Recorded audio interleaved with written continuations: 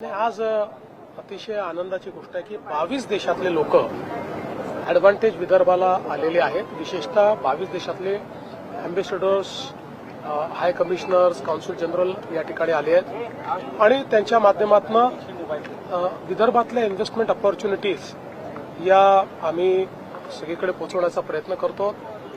आज काही strategic MoUs देखील आम्ही केलेले आहेत. याच्यामध्ये विशेषतः केअर हॉस्पिटलचा एक 500 बेडेड हॉस्पिटल नागपूरमध्ये तयार होतं आहे, त्याचा एमओयू आहे.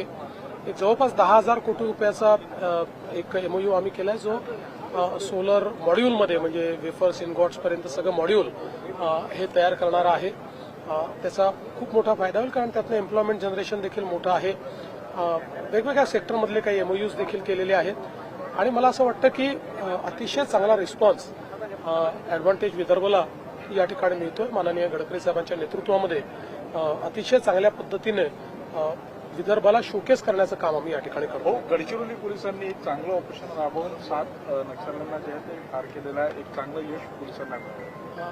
आपले गडचिरोली पोलीस आणि C60 यांचं मी मनापासून अभिनंदन करतो की एक अतिशय महत्वाचं ऑपरेशन त्यांनी केलेलं आहे. आपल्याला माहिती आहे की विशेषतः एकच कंपनी आता नक्षलवाद्यांची या ठिकाणी राहिली होती आणि त्यातले मेजर जवळपास 7 लोक हे काल त्या ठिकाणी एलिमिनेट करण्याचं काम, न्यूट्रलाइज करण्याचं काम हे पोलिसांनी केलंय. हा कदाचित गडचिरोलीच्या इतिहासातलं एक सगळ्यात कठीण अशा प्रकारचं ऑपरेशन होतं, कारण अंधारामध्ये त्या ठिकाणी ऑपरेशन करायचं होतं. 3 दिवस आमचे पोलीस सातत्याने हे ऑपरेशन करत होते. हा एरिया असा आहे की ज्या एरियामध्ये आपण कधी ऑपरेशन फारसं करत नाही. अतिशय डेन्स एरिया अशा प्रकारचा आहे. त्या एरियामध्ये खूप मोठ्या एरियात 2 घेरे आपल्या पोलिसांनी त्या ठिकाणी घातले होते आणि प्रचंड फायरचं एक्सचेंज होत होतं.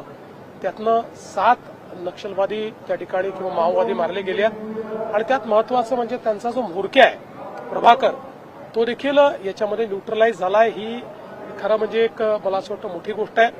त्यामुळे जे काही शेवटच्या घटका आता या ठिकाणी हे जे काही माओवाद मोजत होता, आता आपल्या साईडला म्हणजे महाराष्ट्र साईडला अगदी बोटावर मोजण्यात की 3 किंवा 4 लोक त्यांचे राहिले आहेत. अजून छत्तीसगड साईडला काही आहेत, पण तेही मला वाटतं की ज्या वेगाने तिथेही काम चाललेलं आहे तिथेही याचा संपूर्णपणे खात्मा होईल.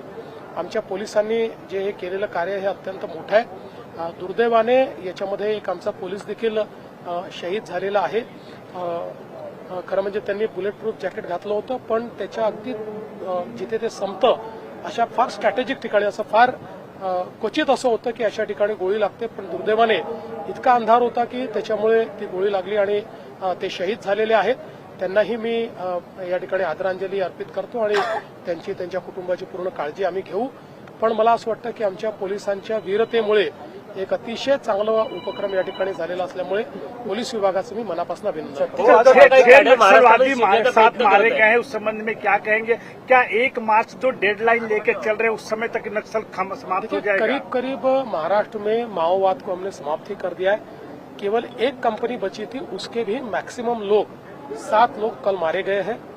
अब जो बचे हुए लोग हैं वो मुझे ऐसा लगता है कि या तो आत्मसमर्पण करेंगे या फिर वो भी न्यूट्रलाइज हो जाएंगे.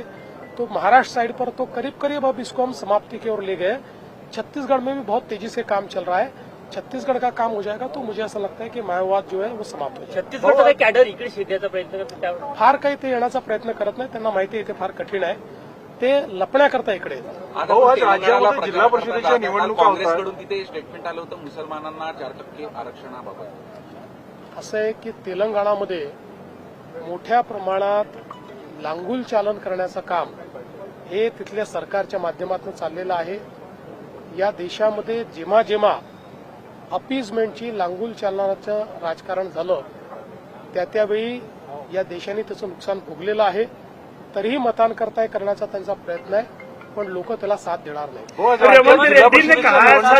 रेवंत रेड्डी ने कहा है कि 4% आरक्षण हटा के बीजेपी दिखाए. अमित शाह जी यहाँ पे विधानसभा चुनाव जीत के दिखाए, खुलेआम चैलेंज किया उन्होंने. देखिए, मैं बहुत साफ शब्दों में कहता हूं कांग्रेस की अपीजमेंट की राजनीति के कारण ही इस देश का विभाजन हुआ है और आज भी वो इस बात से बाज नहीं आते, लगातार अपीजमेंट करते रहते।